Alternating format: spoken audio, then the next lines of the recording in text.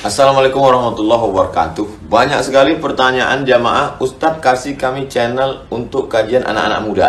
Di antara anak muda berasal dari Aceh, luar biasa. Channelnya Maulizul Akbar Nak. Tonton, subscribe, like, share, komen. Assalamualaikum warahmatullahi wabarakatuh.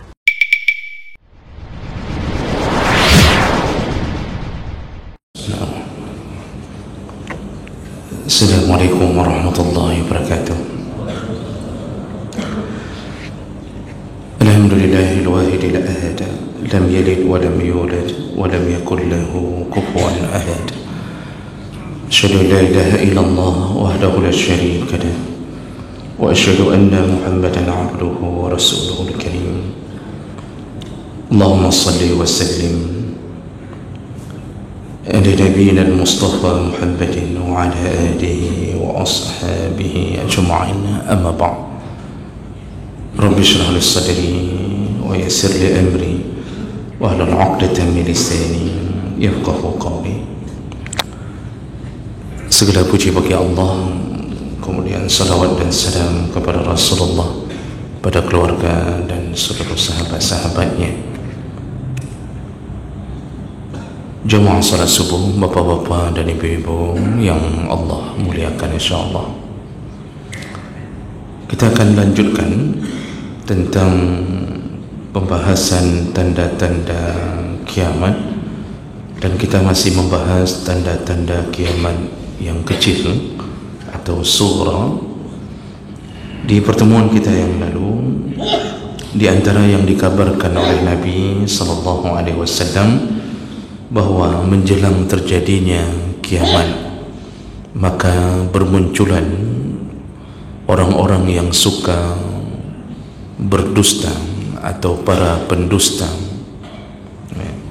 dan pendusta ini adalah pendusta dalam urusan agama, mendustakan kebenaran-kebenaran yang dibawa oleh Nabi SAW. Dan Rasulullah juga bahkan menyebutkan mereka mencapai 30 orang sebelum terjadinya kiamat, dengan bahasa salasina kazzaban, ada 30 pendusta. Dan tentu pendusta yang kita hitung 30 sudah berlebihan. Para ulama mengatakan ini adalah pendusta-pendusta yang level tinggi, artinya mereka berhasil mengajak, mengubah opini, dan punya massa mengikuti kedustaan mereka, dan itu akan terus terjadi sampai datangnya kiamat al-kubra, sampai kiamat yang besar. Makanya kita sudah bahas panjang lebar bahwa jangan heran dunia ini akan memunculkan orang-orang yang terbiasa berdusta di atas urusan agama. Bahkan yang kita sangat sayangkan, kedustaan itu kadang-kadang berada di atas mimbar-mimbar, berdusta di atas nama Nabi SAW. Kadang-kadang memberitakan hadis yang palsu tanpa memberitahu kepalsuannya, sehingga banyak masyarakat awam yang termakan dengan berita-berita yang sebenarnya bukan dari Nabi SAW. Nah, ini perlu sangat dihati-hatikan dalam berbicara agama. Baik, kita lanjutkan berikutnya. Tanda kiamat berikutnya adalah kasratu az-zalazil, yaitu banyaknya terjadi gempa. Dan ini telah dikabarkan oleh Nabi SAW dalam beberapa hadis tentang di antara tanda kiamat dipastikan akan banyaknya terjadi gempa. Hadis riwayat Bukhari mengatakan la taqumus sa'ah hatta yaksuruz zalazil, tidak akan terjadi kiamat kecuali didahului oleh banyaknya terjadi gempa. Jemaah melakukan Allah Subhanahu wa taala, disebut zalazil atau zilzal, itu artinya guncangan yang sangat hebat. Dan gempa punya dua kemungkinan dalam pikiran manusia atau dalam ilmunya manusia. Gempa itu punya dua kemungkinan. Dilihat dari satu sisi, tanpa menghiraukan urusan agama, maka gempa bagi sebagian orang itu hanyalah fenomena alam. Negara-negara yang terletak di atas lempengan atau garis yang berada di atas kebiasaan atau akan terjadi gempa, maka dia juga mendapatkan gempa yang berlebihan. Dan Indonesia itu berada di atas garis tersebut, sehingga gempa dianggap sebuah hal yang biasa. Jadi setiap kali terjadi gempa, maka orang-orang yang tidak menyangkut pautkannya dengan agama akan berkata ini terjadi karena keadaan tektonik atau bisa saja karena vulkanik. Sehingga pembicaraan seperti ini ketika dikeluarkan hasilnya, maka yang terbayangkan dalam pikiran bahwa ini perkara biasa, ini adalah fenomena biasa. Jadi tidak menyangkut pautkan dengan iman. Dan selalu BMKG akan memperkirakan bahawa akan datang kekuatan gempa dengan sekian magnitudo, dan gempa itu terjadi karena pecahnya lempengan bumi di dalam lautan dan seterusnya. Begitulah keadaan orang yang mengatakan gempa hanya fenomena alam biasa. Namun di sisi yang berbeda, ketika kita merujuk kepada kekuatan Allah Subhanahu wa taala, lalu kita membaca hadis-hadis tentang bagaimana sebenarnya asal usul terjadinya gempa, maka kita dengan iman kita mulai berbicara bahawa gempa bukanlah fenomena alam biasa, tapi gempa terjadi karena izin Allah Subhanahu wa taala. Dan izin Allah itu terjadi pada dasarnya ingin menakut-nakuti hamba tentang kekuasaannya.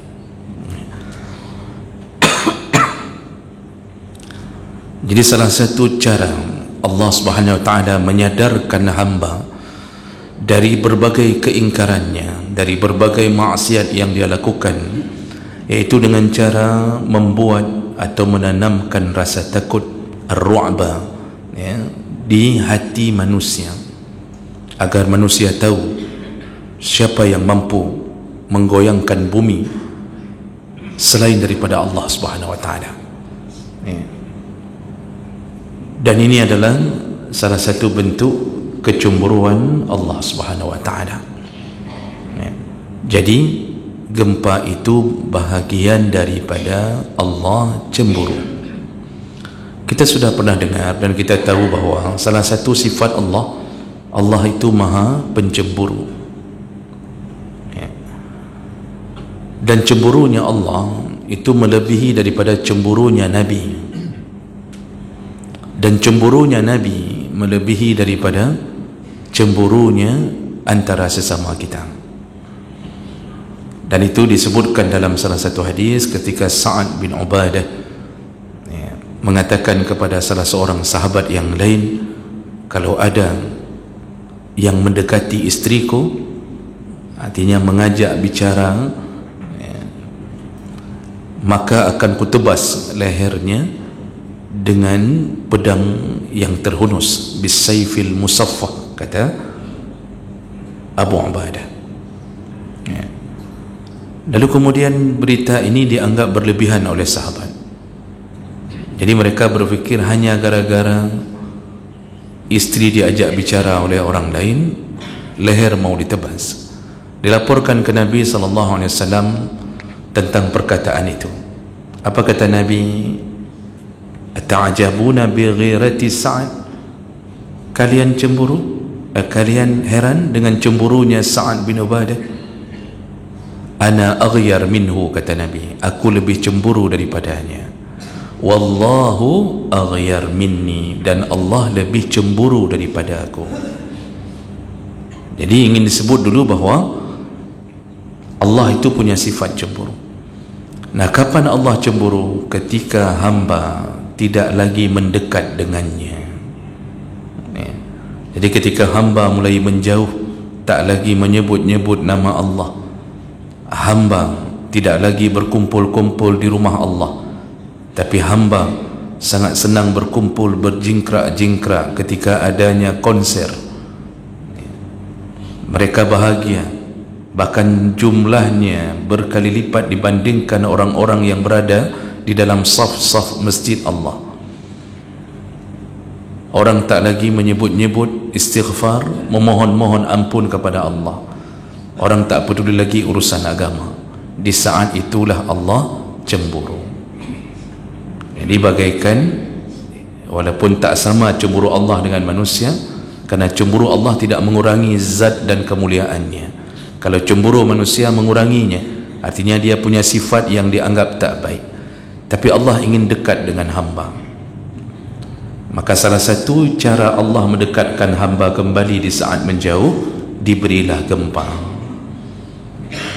Nah, dari mana kita tahu ini? Disebutkan dalam hadis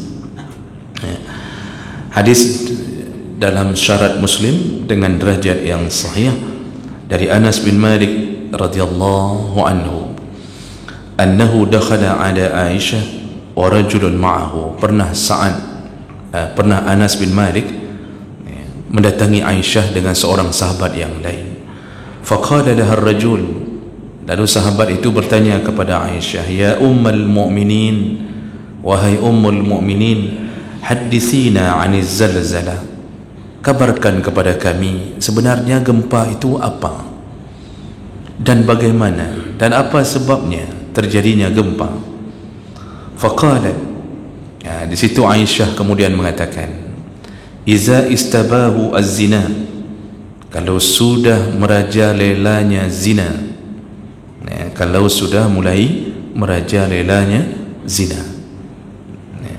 Jadi zina di mana-mana, tidak ada lagi yang mencegahnya, amar ma'ruf nahi mungkar tak jalan, pemimpin hanya memikirkan menyusun kabinet tanpa memikirkan bagaimana negara harus lepas daripada maksiat.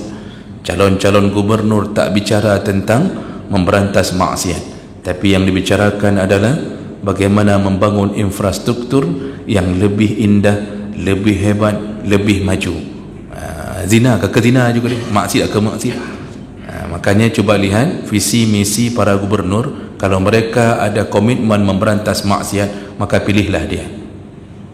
Kalau kita lihat ada rencana kuat, ini sudah tak dibicarakan lagi. Padahal ini salah satu penyebab terjadinya kecemburuan Allah. Maka Aisyah menjelaskan, tentu Aisyah menjelaskan apa yang didengar dari Nabi SAW. Kalau zina sudah merajalela, wasyaribu al-khamar, dan orang-orang beramai-ramai meminum khamar, jadi khamar, sabu, mabuk. Anak-anak muda kita, sabu dianggap biasa, jadi tidak ada lagi pencegahnya. Ini salah satu indikasi kecemburuan Allah. Wadaribu bil maghani, dan orang-orang sunnah mulai disibukkan dengan nyanyian-nyanyian, dengan musik-musik, dan ini pun terjadi. Wa ghara Allah, kalau itu sudah terjadi, kata Aisyah, maka Allah cemburu. Allah cemburu. Faqala lil ard, kalau Allah sudah cemburu, maka Allah berkata kepada bumi, tazalzali bihim, bergoncanglah, kata Allah.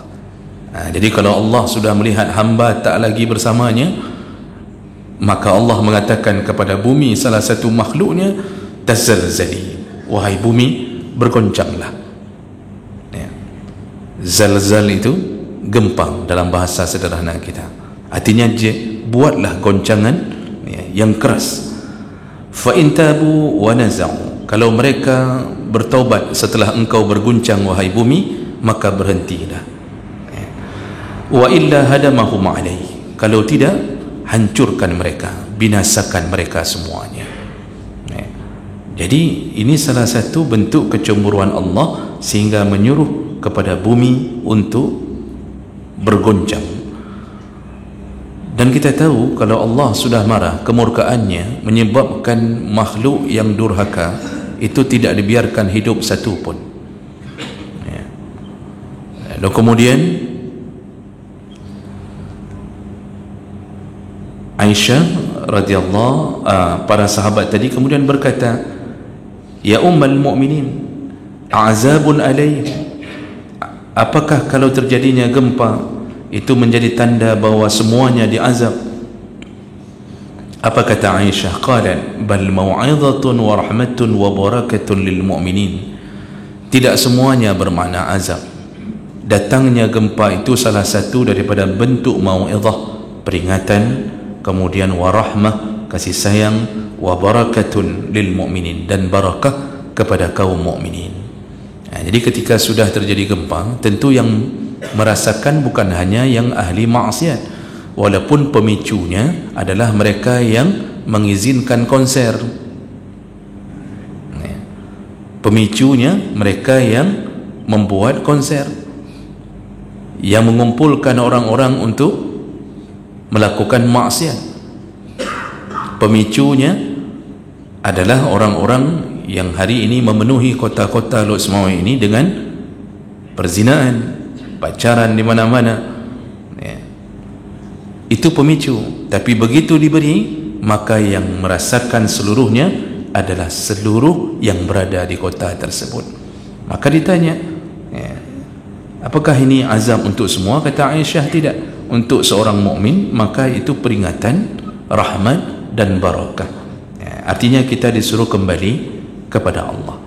Kalaupun kita mati tertimpa dalam gempa itu, maka kita nanti dibangkitkan dengan niat kita masing-masing.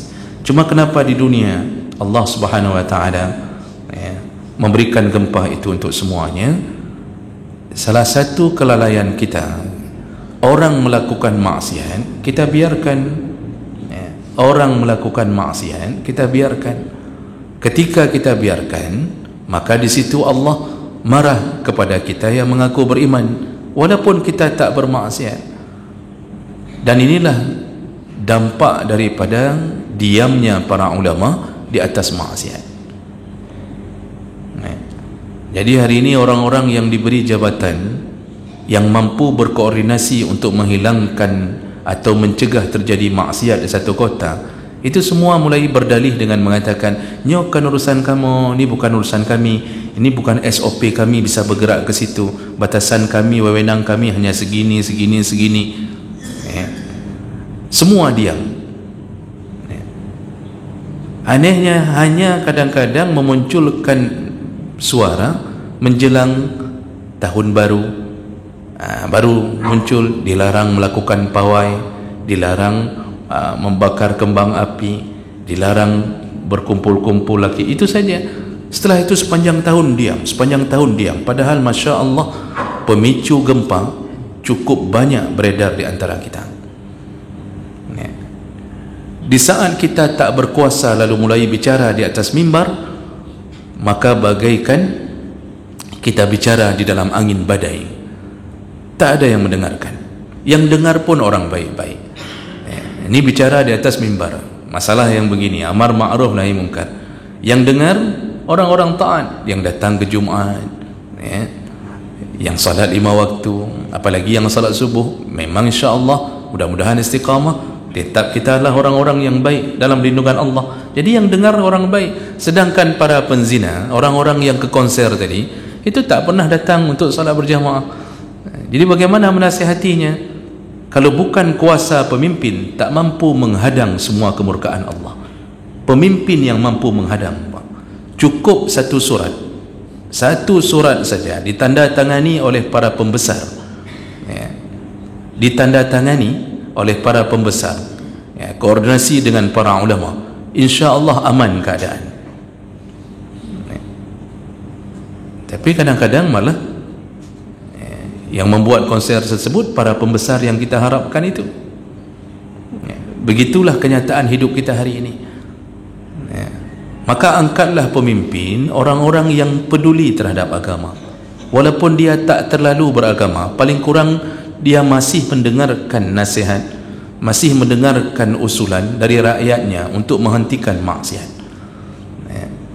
Itu yang sebenarnya bisa menghentikan kemurkaan Allah, karena kota, negara, apapun bentuknya, itu hanya bisa dicegah kemurkaan itu melalui para pemimpin. Nah, jemaah melakukan Allah Subhanahu wa taala, maka kalau gempa sudah terjadi, itu bahagian daripada kemurkaan, bukan hanya fenomena alam. Nah, lalu di mananya yang menjadi tanda-tanda kiamat? Nah, jadi ketika Nabi menyebutkan hatta taksur az-zalazil, kalau gempa itu sudah taksur, kasura, sudah terlalu banyak. Kalau kita pikir dari dulu gempa sudah ada. Itu waktu Nabi Lut disuruh berangkat oleh malaikat Jibril, Mikail, Israfil, yang disebutkan dalam kisah dalam Al-Quran. Malaikat berkata, Lut, keluarlah engkau dengan pengikutmu sebelum datangnya waktu subuh, dan jangan engkau melihat ke belakang. Akhirnya Lut mempersiapkan perjalanan sebelum subuh, mengabarkan kepada semua pengikut yang beriman untuk pergi sebelum solat subuh. Dan malaikat mengatakan, jangan bawa istrimu, karena dia termasuk istri yang durhaka. Pergilah Nabi Lut, dan diisyaratkan jangan lihat ke belakang. Apa yang terjadi di belakangnya? Ternyata sebuah azab yang belum pernah diberikan kepada umat sebelumnya, yaitu waja'alna 'aliyaha safila. Malaikat mengambil tanah dari kota Sodom, dikorek tanah dari kota Sodom, lalu kemudian diangkat. Dalam tafsir Ibnu Katsir dan tafsir Tabari disebutkan bahawa tanah itu sebatas kota Sodom, tempat merajalelanya para kaum homoseksual, dikorek oleh malaikat, tentu dengan mudahnya, dengan izin Allah. Lalu diangkatlah tanah itu ke langit. Jadi seperti kuih lapis, kuih lapis yang diangkat. Lalu disebutkan dalam tafsir-tafsir, dilipat lebih dahulu, seperti dilipatnya buku, dilipat lebih dahulu. Terdengarlah teriakan di tengah malam itu, berbagai teriakan histeris, lolongan anjing, ayam pun tak tahu berlari ke mana.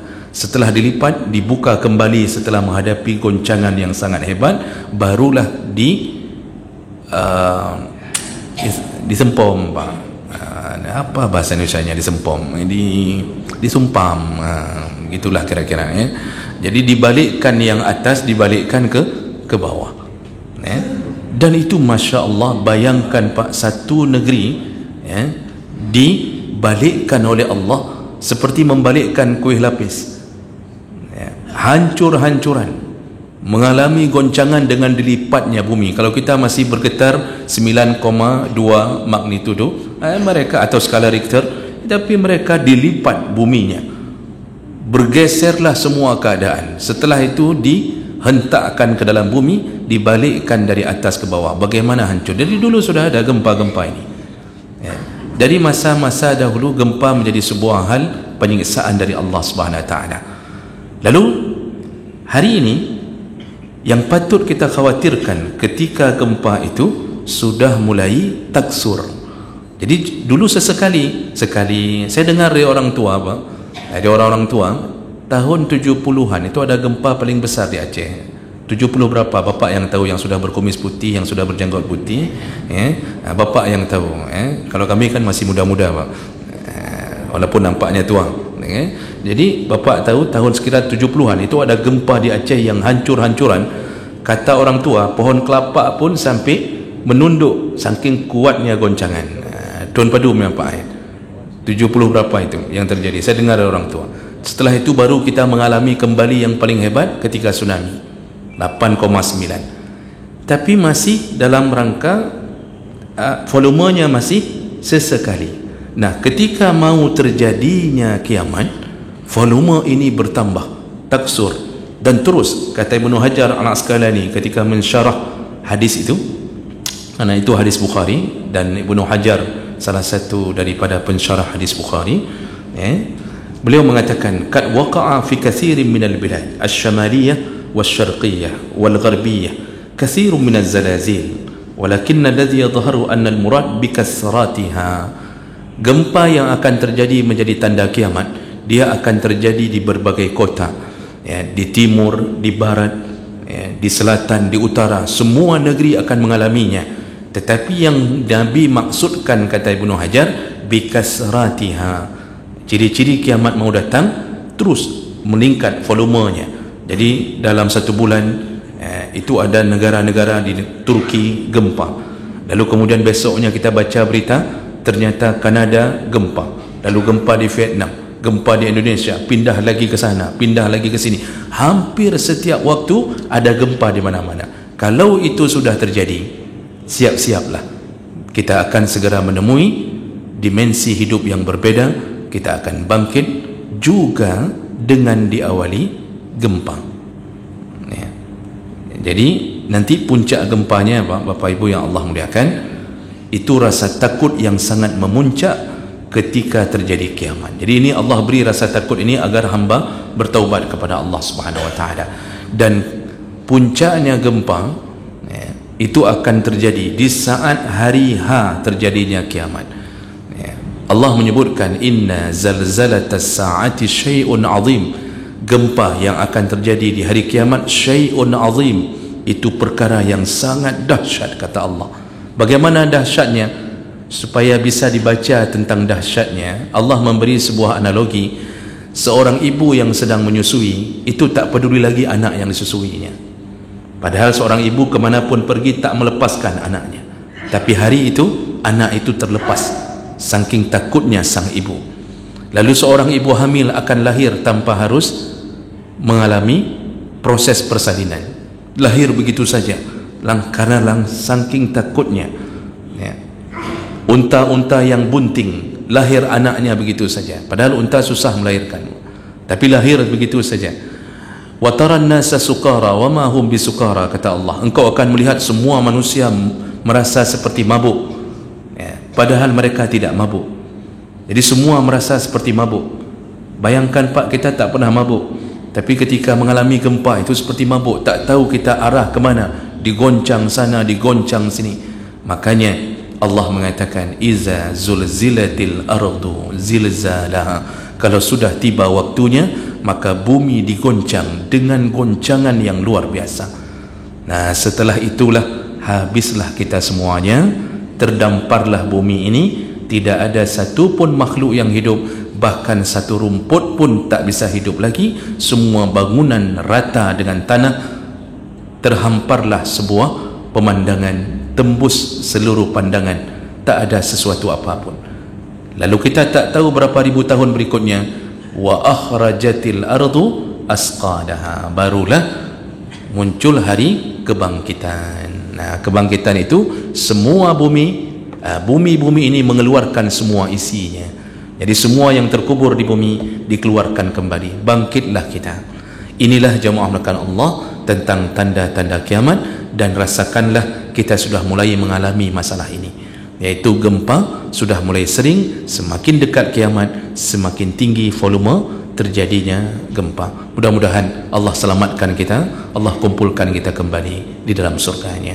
Amin ya rabbal alamin. Subhanakallahumma bihamdik, asyhadu an la ilaha illa anta, astaghfiruka wa atubu ilaik. Wassalamu alaikum warahmatullahi wabarakatuh.